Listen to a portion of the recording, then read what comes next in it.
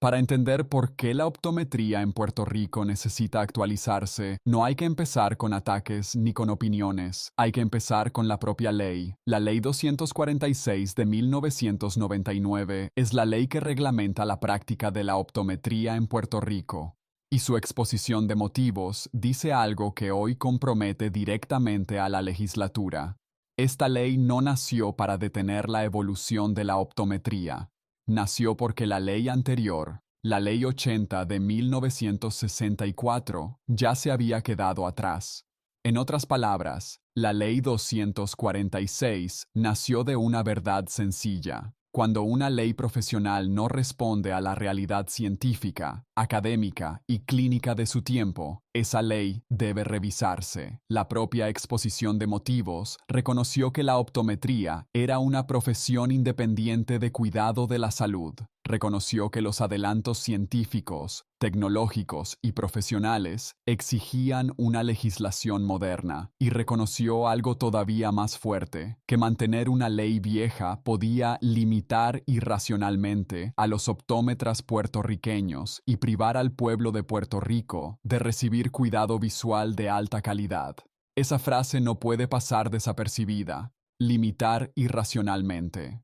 La Asamblea Legislativa de 1999 admitió que el atraso legislativo no es neutral. El atraso limita al profesional, pero también limita al paciente, limita al envejeciente, limita al diabético, limita al trabajador, limita al veterano, limita a toda persona que necesita acceso oportuno a servicios de salud visual. Y el Tribunal Supremo de Puerto Rico, en Vélez Colón versus Colegio de Optómetras, retomó ese mismo espíritu.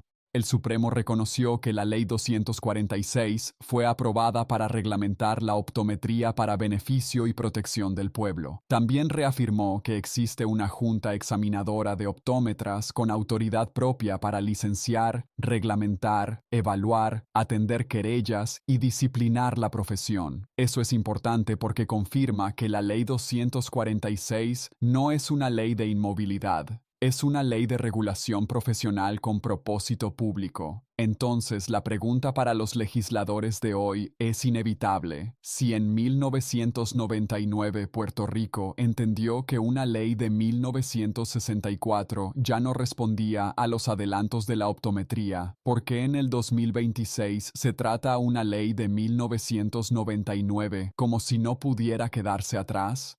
La Ley 246 no puede convertirse en aquello que vino a corregir. No puede nacer como una respuesta al atraso y terminar siendo instrumento del atraso. No puede invocar los adelantos científicos de la profesión y luego ignorarlos por décadas. No puede reconocer que una legislación vieja puede limitar irracionalmente al optómetra y privar al pueblo de cuidado visual de calidad, y luego quedarse inmóvil cuando esa misma realidad se repite hoy. Modernizar la optometría no es traicionar la Ley 246, es cumplirla en su sentido más profundo. Porque una ley que nació para proteger al pueblo no debe convertirse en barrera contra el pueblo. Una ley que nació para reconocer la evolución profesional no debe usarse para negar esa evolución. Y una legislatura que heredó ese mandato no puede limitarse a defender el texto de 1999 mientras abandona el espíritu que le dio vida. El deber de los legisladores no es adorar una fecha.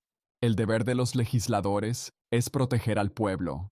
Y si el pueblo necesita más acceso, si la profesión ha evolucionado, si la educación y los exámenes modernos preparan al optómetra para más, y si otras jurisdicciones ya reconocen esa realidad, entonces Puerto Rico tiene que mirar su propia ley y hacerse una pregunta honesta. ¿Estamos usando la Ley 246 para cumplir su propósito o para negar el propósito que la hizo necesaria? Puerto Rico no necesita una optometría detenida en 1999.